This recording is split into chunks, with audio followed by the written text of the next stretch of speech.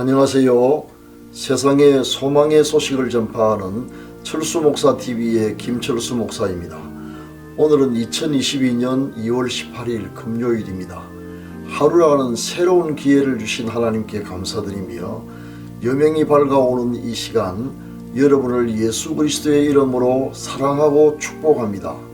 오늘도 여러분의 발걸음이 닿는 곳마다 하나님께서 복 주시며 손으로 갱년하는 일마다 형통하게 하시고 모든 기도에 응답해 주셔서 올해가 여러분의 생애에 최고의 해가 되게 해주시기를 축원합니다.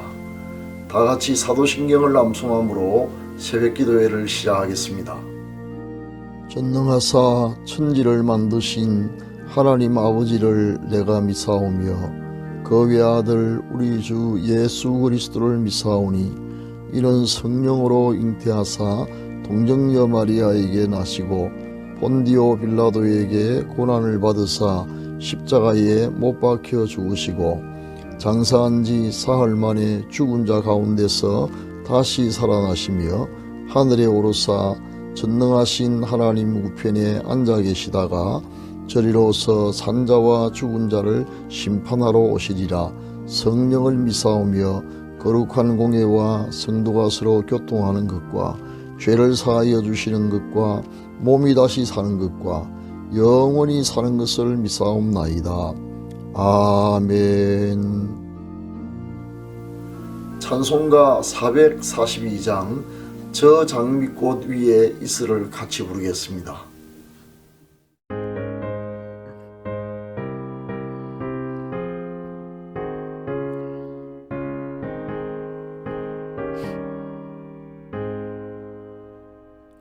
저 장미꽃 위 이슬 아직 미쳐 있는 그때에 귀에 흐르는 이 소리 들리니 저 음성 분명하다. 주님 나와 동행을 하면서 나를 친구 삼으셨네. 우리 서로 받은 그 기쁨은 알 사람이 없도다. 그저 나 한 주의 음성 오는 시도 잠잠케 한다.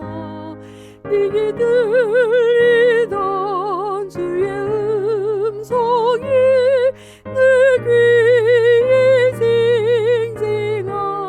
징징하다.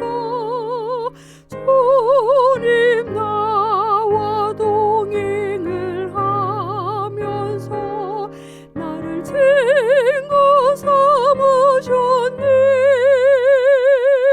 우리 서로 받은 그 기쁨은 알 사람이 없도다. 밤 깊도록 동산하니 주와 함께 있으려 하나. 비록 세상에 할 일 많아서 날 가라 명하신다. 주님 나와 동행을 하면서 나를 친구 삼으셨네. 우리 서로 받은 그 기쁨은 알 사람이 없도다. 지금은 하나님의 말씀인 성경을 한 목소리로 읽는 시간입니다. 오늘의 말씀은 고린도전서 1장 27절부터 29절까지입니다. 다 같이 큰 소리로 읽겠습니다. 시작. 그러나 하나님께서 세상에 미련한 것들을 택하사 지혜 있는 자들을 부끄럽게 하려 하시고 세상에 약한 것들을 택하사 강한 것들을 부끄럽게 하려 하시며 세상에서 천한 것들과 멸시받는 것들과 없는 것들을 택하사 있는 것들을 폐하려 하시나니 이는 아무 육체도 하나님 앞에서 자랑하지 못하게 하려 하심이니라. 아멘. 사랑하는 시청자 여러분, 오늘은 약한 자를 통해 큰 일을 이루시는 하나님이라는 제목으로 말씀을 전하겠습니다. 사람들은 우리가 사는 세상을 정글에 비유합니다.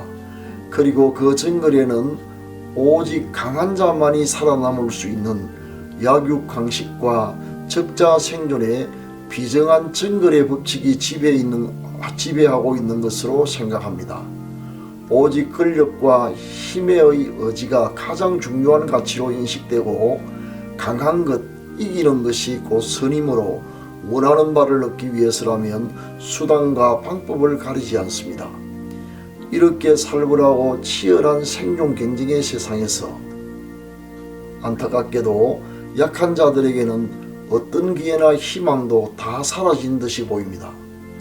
그러나 낙심하기에는 아직 이릅니다.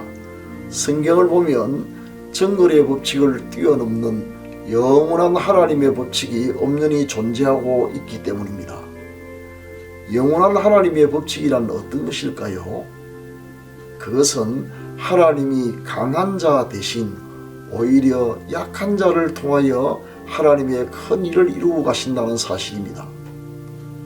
이런 세상 사람들의 상식을 완전히 뒤집어 엎는 놀라운 역설이라 아니할 수 없습니다. 방금 읽었던 오늘의 말씀을 다시 낭독하겠습니다. 그러나 하나님께서 세상에 미련한 것들을 택하사 지혜 있는 자들을 부끄럽게 하려 하시고 세상에 약한 것들을 택하사 강한 것들을 부끄럽게 하려 하시며 하나님께서 세상에 천한 것들과 멸시받는 것들과 없는 것들을 택하사 있는 것들을 폐하려 하시나니 이는 아무 육체도 하나님 앞에서 자랑하지 못하게 하려 하심이라. 아멘. 만약 이 말씀이 없었더라면 우리같이 미련하고 연약한 사람들은 이 험한 세상에서 얼마나 낙담하고 절망할 뻔했습니까? 그러나 기록된 하나님의 말씀은 우리에게 용기와 소망을 불러일으키기에 충분합니다. 야곱을 예로 들겠습니다. 야곱은 모든 면에서 약점이 많았던 사람입니다. 우선 출생부터가 불리했습니다. 간발의 차이로 쌍둥이 형제보다 늦게 태어나는 바람에 장자가 받게 될 그 엄청난 특권을 다 놓쳐버리고 만 것입니다. 타고난 성격도 내성적이고 소심하여 겁이 많아서 비겁한 행동을 하기가 일쑤였습니다. 형이 호탕하고 남성적인 성격이라 들판을 뛰어다니며 사냥을 했던 반면 그런 그럴 만한 기계도 없어서 집안에서 겨우 죽이나 끓이는 등의 사소한 가사일을 도왔을 뿐입니다. 축복을 받고 싶은 갈망은 있었으나 정당하게 얻을 생각을 하지 못하고 야비한 방법으로 속여서 아버지의 축복 기도를 받았습니다. 그러나 이내 사건의 전모가 드러나는 바람에 형의 보복이 두려웠던 그는 황급히 지팡이 하나만 챙겨들고 멀리 떨어져 있던 외가로 도망을 치고 말았습니다. 축복은커녕 가진 곳이라곤 지팡이 한 개 외에 아무것도 없는 처량한 신세가 되어 예삼촌 집에 들어가서 고된 처가살이를 했습니다. 20년 처가살이 후 마침내 하나님의 지시에 따라 본가로 돌아가게 되었는데 이 과정에서도 그의 인간적인 연약한 면모가 그대로 드러납니다. 작별 인사를 하고 떳떳하게 나왔어야 했음에도 불구하고 외삼촌이 혹시나 안 보내주면 어떨까를 두려워하여 마치 야반 도주하듯이 가술들을 데리고 몰래 도망치고 말았던 것입니다. 이처럼 그의 전 생애를 통해 일관적으로 드러나는 그의 이미지는 심약하여 겁과 두려움이 많아서 당당하지 못하고 비겁하게 행동하는 전형적인 약자의 모습입니다. 누가 보더라도 세상에서 성공하기 어려운 캐릭터입니다. 그러나 모든 사람의 예상을 깨고 하나님은 연약한 그를 이스라엘 12지파의 조상이 되게 하셨습니다. 지금 이스라엘이라는 국명도 사실 그의 이름에서 유래된 것입니다. 이뿐만이 아닙니다. 메시아가 그의 혈통으로 이 세상에 오시게 되는 위대한 일에 그가 쓰임을 받게 된 것입니다. 하나님은 어찌하여 이렇게 연약한 야곱을 택하사 그렇게 큰 일을 이루셨을까요? 단순히 그가 다른 이와 비해 볼 때 약하다는 이유, 그 이유 하나 때문이었을까요? 그렇지 않습니다. 그가 연약한 사람이었던 것은 틀림없는 사실이지만 그러나 하나님께서 그를 통하여 큰 일을 이루셨던 데는 내밀한 세 가지 이유가 있습니다. 그 이유를 간단하게 말씀드리겠습니다. 첫째, 무엇보다 그는 기도의 사람이었습니다. 아버지 집에서 도망한 후 해가 져서 들판에서 돌을 베게 하고 하늘을 이불 삼아 노숙을 했던 그는 이른 새벽 잠에서 깨어 일어나자마자 베고 잤던 돌을 세워놓고 하나님께 자신의 장래를 부탁하는 절절한 기도를 올립니다. 남들은 다 따뜻하고 안락한 보금자리에서 늦잠을 만끽하고 있을 그 시간, 매섭게 춥고 아직도 사방이 어둑한 새벽 시간에 아무도 보는 이 없는 허벌판에 홀로 앉아 조용하지만 간절하게 하나님의 이름을 부릅니다. 하나님이시여, 나와 함께 계시옵소서. 내가 가는 이 길에서 나를 지켜주시옵고 먹을 떡과 입을 옷을 주시어 내가 평안히 아버지 집으로 돌아가게 하옵소서. 하나님은 의지할 곳이라고는 아무것도 없었던 연약하기 그지없는 야곱의 기도하는 그 모습을 주목하셨던 것입니다. 야곱의 일생은 기도로 점철되어 있습니다. 둘째, 자신의 약점을 잘 알고 하나님을 의지했던 사람이었습니다. 그의 생애에 어려움이 찾아올 때마다 하나님께 나아가 자신의 약점을 숨기지 않고 토로하며 도움을 호소했습니다. 자신이 힘이 아닌 하나님을 의지했습니다. 형 에스가 군사 400명을 이끌고 그를 향하여 마주올 때 대항할 힘이 없었던 그가 다급히 기도했던 창세기 32장 9절부터 11절의 내용을 읽어드리겠습니다.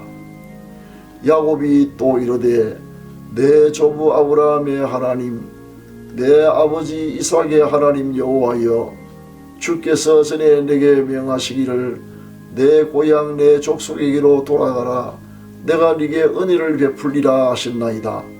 나는 주께서 주의 종에게 베푸신 모든 은총과 모든 진실하심을 조금도 감당할 수 없사오나 내가 내 지팡이만 가지고 이 요단을 건넜더니 지금은 2때나 이루었나이다.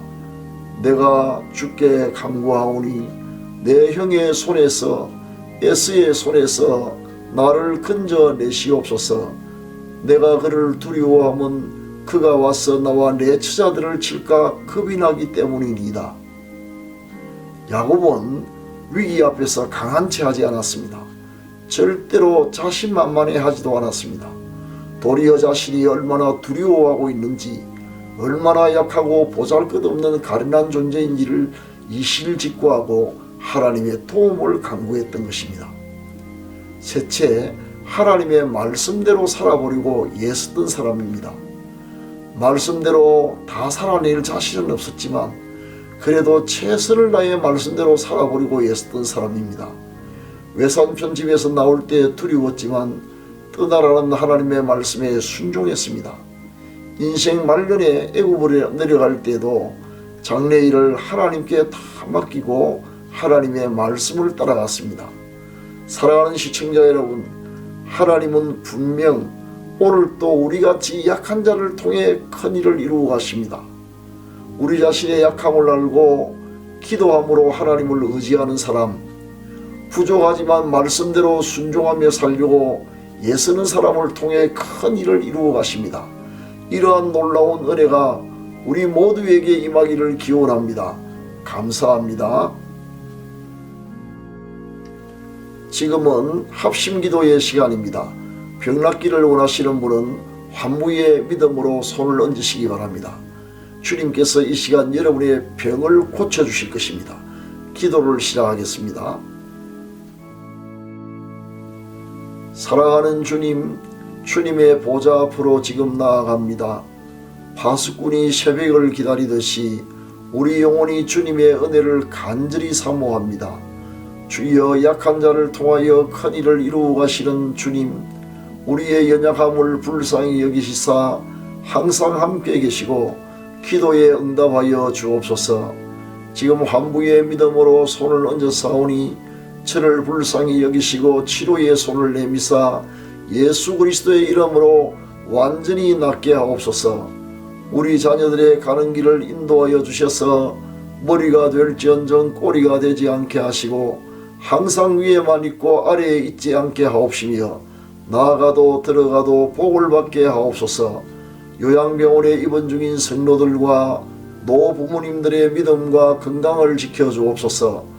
혹한 가운데서도 국토방위에 여념이 없는 국군 양병들과 오지에서 사력을 다해 선교하시는 선교사님들을 지켜주시고 이로할 양식과 많은 구원의 열매를 허락하여 주옵소서. 특별히 러시아 루가보예 교회 박용석 선교사님과 성도들을 만연한 코로나로부터 지켜주시기를 기도합니다. 오늘 또 우리의 발걸음이 닿는 곳마다 복주시고 손으로 갱년하는 일마다 형통하게 하셔서 올해가 생애의 최고의 해가 되게 하여 주옵소서. 우리 구주 예수 그리스도의 이름으로 기도합니다. 아멘. 지금은 개인기도의 시간입니다. 세 가지 기도 제목을 드리겠습니다. 첫째, 대통령 선거를 앞두고 하나님이 기뻐하시는 사람을 선출할 수 있도록. 둘째, 요양병원에 입원 중인 가족들의 믿음과 건강을 지켜주시도록. 셋째, 코로나 만년 사태로 어려움을 당하고 있는 러시아 루가보예 교회와 박용석 선교사님을 지켜주시도록 기도해 주시기 바랍니다. 감사합니다.